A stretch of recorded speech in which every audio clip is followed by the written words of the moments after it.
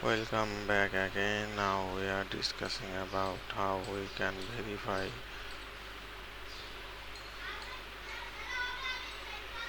and control virtual data ROM access in relation to our PC data. To verify and control virtual data ROM access in relation to your PC data, you can follow these steps. Implement a strong user authentication. Choose a VDR provider that offer robust user authentication methods such as two factors 2FA. So monitor user activity. VDRs often monitor user activity to control your whole thing. So the monitor educate user, train and educate user on importance of maintaining data security and following best practice.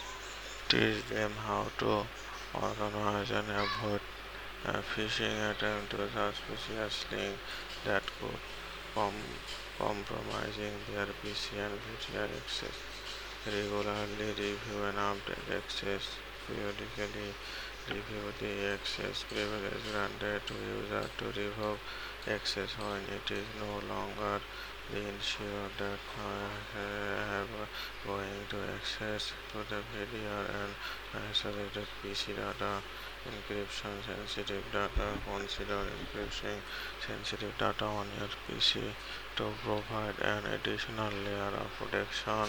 Encryption safeguard the data even if under unauthorized pieces. Secure data transmission and secure data transmission and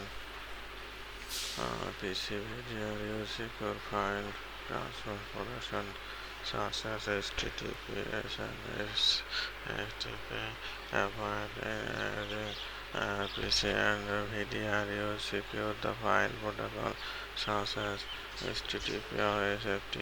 Avoiding secure Wi-Fi by by implementing this measure, you can verify the control access to your PC data in relation to VDR. So always you can access following best practice. Teach them how to recognize, avoid phishing attempts, suspicious link could compromise their PC and VDR access. Regularly review and update access.